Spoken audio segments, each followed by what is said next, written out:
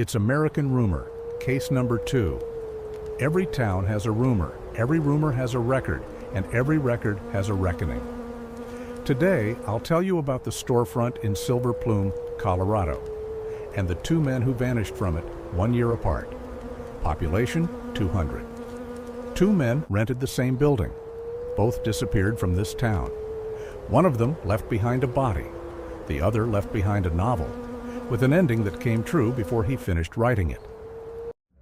To understand what happened in Silver Plume, you have to understand what kind of place it is. Tucked into Clear Creek County, high in the Rockies, it's the kind of town most people only pass on their way to somewhere else. 1 main street, 1 cafe, a handful of old buildings left over from a silver mining boom a century before any of this happened. In 1969, a man named Tom Young moved there. He was a veteran of the Army's Special Forces, and before Silver Plume, he'd spent years as a high school teacher. By the time this story starts, he'd traded both of those lives for something quieter, running a small bookstore on the town's only main street, the kind of shop where the same handful of regulars stopped in every week just to talk. He lived alone on the south side of a mountain that locals called the dark side of town, the side that sat in shadow most of the day. His only real companion was his dog, a mutt named Gus, who went with him nearly everywhere. People in town said you rarely saw one without the other. On September 7, 1987, Tom closed up his bookstore like he did every evening, locked the door, turned the sign. He told a few people in town he was planning a trip. Europe, he said. Neither he nor Gus were ever seen alive again. Because he'd told people he was traveling, nobody thought to worry. Not for 3 weeks. In a town of 200 people, that's an eternity for something to be wrong without anyone noticing. No one checks in on a man who said he'd be gone. When people finally realized Tom hadn't left a forwarding address, hadn't called anyone, hadn't done any of the things a man actually planning a trip does, it was already far too late to find a fresh trail.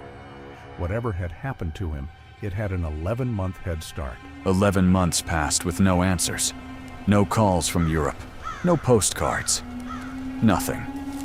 Then, in the mountains outside town, 2 hunters were moving through the brush when they found something that stopped them where they stood. It was Tom, and beside him, Gus.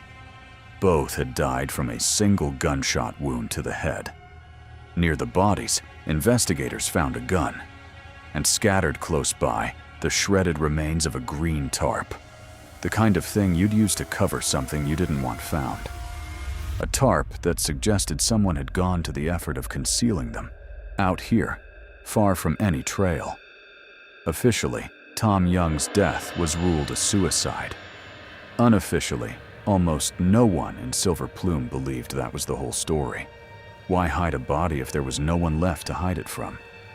Why lie about a trip to Europe if the plan had always been to never come back at all? A man planning his own end doesn't usually bother covering his tracks in the wilderness afterward. The case was closed on paper. In the town itself, it never really closed at all. People still whispered about it at the cafe, still wondered, quietly, what really happened on that mountain. 9 months before Tom's body was found, while he was still just a man who'd supposedly gone to Europe, a Chicago sports writer named Keith Reinhard arrived in Silver Plume. He was 48 years old, going through what people close to him later called a kind of midlife reckoning, and he'd taken a 3-month sabbatical to do the things he felt he was running out of time for. Climb mountains, face a fear of heights he'd carried his whole life, finally write the novel he'd always talked about. He rented a small storefront on Main Street to sell antiques while he worked. It was the same storefront, Tom Young's old bookstore. Someone in town mentioned, almost in passing, that the previous tenant had vanished the year before and never turned up. For most people, that would be an unsettling footnote, a strange fact you file away. For Keith, it became something closer to an obsession. He started talking to everyone in town who had known Tom. He asked about his habits, his moods, the last things he'd said.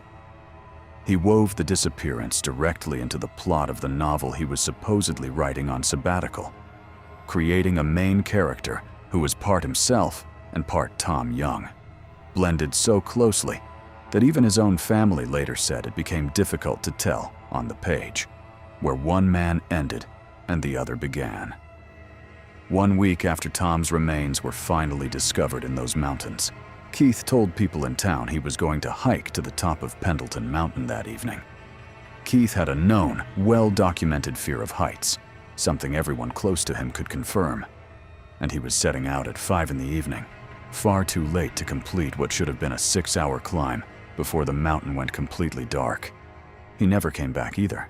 Over 200 volunteers combed those mountains for 7 days straight. Search dogs, rangers, local residents who knew every ridge and drop-off on Pendleton Mountain by heart. No footprint, no gear, no body, nothing. Colorado's search and rescue teams have one of the highest recovery rates in the country. In the overwhelming majority of cases, they find what or who they're looking for.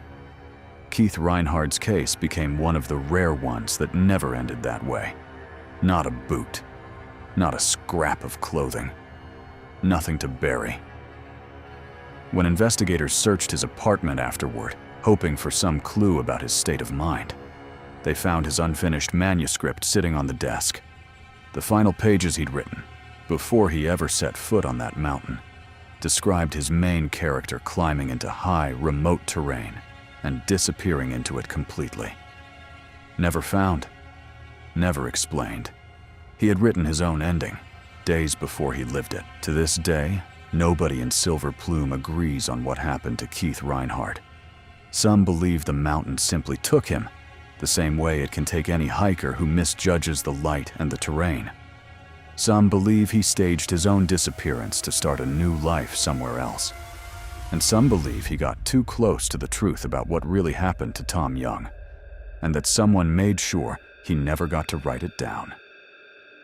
1 storefront, 2 men, 1 body left behind, 1 man who vanished completely, after writing, almost word for word, the way it would end. Nobody has rented that building in Silver Plume since. This has been case number 2. If you've been to Silver Plume, or you know a story like this one, I want to hear it. This is American Rumor.